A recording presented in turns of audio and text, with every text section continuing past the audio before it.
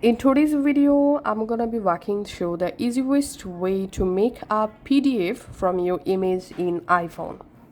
Go to your Photos app and open the image, which image you want to use to make your PDF file. From the image opened, tap on Share. In here, you have to scroll down and tap on Print.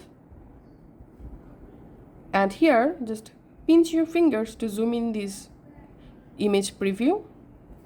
And the image will be converted to PDF. Now tap on Share, and here tap on Save to Files, and we can see the image already converted to PDF document. Just tap on Save to Files and select the location where you want to save. I'm selecting this AR folder, tapping on Save, and then going back to my Files app, navigating to the folder, and here we can see the PDF file that I just converted from my photo. And now let's see how to convert multiple images to PDF at once.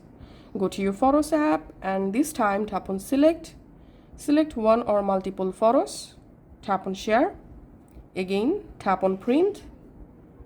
And here we can see my selected 3 photos added. Just tap on Share. And we can see the PDF document created with multiple photos.